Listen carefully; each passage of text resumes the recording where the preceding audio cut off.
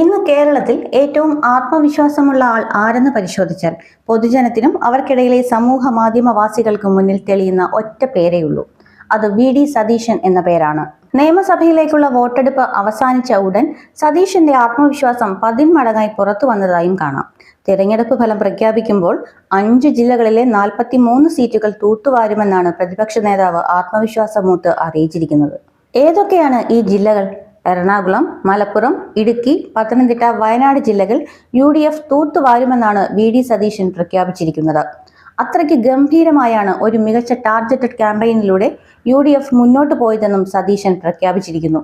അതുമാത്രമല്ല, പോളിംഗ് ശതമാനത്തിന്റെ വർധനവ് കണക്കാക്കിയാൽ മുഴുവൻ സീറ്റ് കിട്ടിയാലും അത്ഭുതമില്ലെന്നും അദ്ദേഹം പറയുന്നു. സതീശൻ തന്റെ കഴിഞ്ഞ 35 വർഷക്കാലത്തിനിടയിൽ കണ്ട ഏറ്റവും മികച്ച തെരഞ്ഞെടുപ്പ് പ്രവർത്തനമാണ് കഴിഞ്ഞിരിക്കുന്നതെന്നും അത്തരം ആവേശകരമായ പ്രവർത്തനം ആദ്യമായാണ് കാണുന്നതെന്നും സതീശൻ അടിവരയിടുന്നു. സതീശന്റെ ആത്മവിശ്വാസം സ്വാഗതാർഹമാണ്. എങ്കിലും ഒരു സംശയം: 3ാം തവണയും തുടർച്ചയായി അധികാരത്തിലേറാൻ വെമ്പി നിൽക്കുന്ന LDFും അത്രത്തോളം തന്നെ മികവുറ്റ തെരഞ്ഞെടുപ്പ് പ്രവർത്തനം നടത്തുകയുണ്ടായി എന്ന് നിഷ്പക്ഷരായി ഈ തെരഞ്ഞെടുപ്പിനെ കാണുന്ന പലരും സമ്മതിക്കുന്നുണ്ട്. അപ്പോൾ UDFന് ശക്തമായ മുൻതൂക്കമുണ്ടെന്ന് പറയുന്ന സതീശൻ എന്തടിസ്ഥാനത്തിലാണ് അങ്ങനെ അഭിപ്രായപ്പെടുന്നത്? ഒരു തിരഞ്ഞെടുപ്പ് മാമാങ്കം കഴിയുമ്പോൾ ഓരോ പാർട്ടിയും ഇങ്ങനെ പറയും എന്നതിൽ തർക്കമില്ല.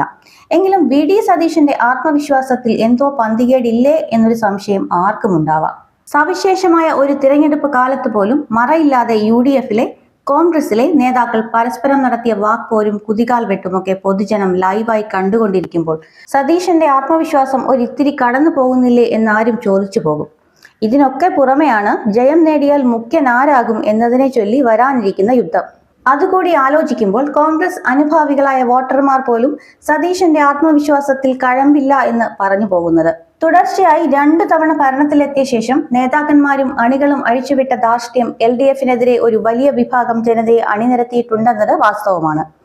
ഇവരെ ഇനിയും വളരാൻ അനുവദിച്ചുകൂടാ എന്ന സ്വാഭാവിക ചിന്ത പലരും മനസ്സിൽ കൊണ്ട് നടക്കുന്നുമുണ്ട്.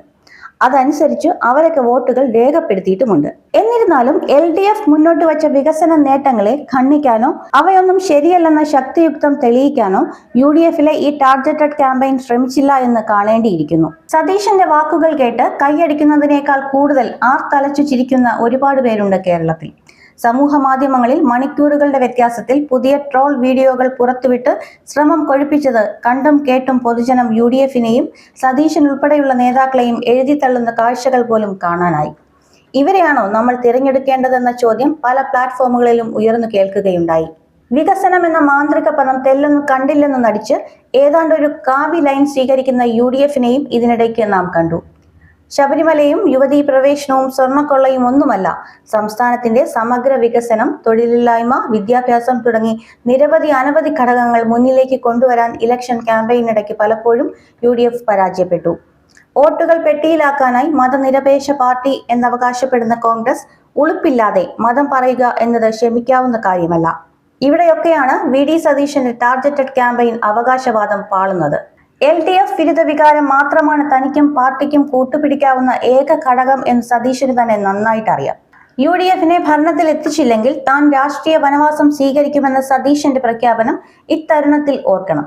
തിരഞ്ഞെടുപ്പ് ഫലം പ്രഖ്യാപിക്കുമ്പോൾ 5 ജില്ലകളിലെ 43 സീറ്റുകൾ തൂത്തുവാരുമെന്ന് പറയാൻ കഴിയുന്നത് VD സതീശന്റെ അപാരമായ ആത്മവിശ്വാസം ഒന്നുകൊണ്ട് മാത്രമാണ്.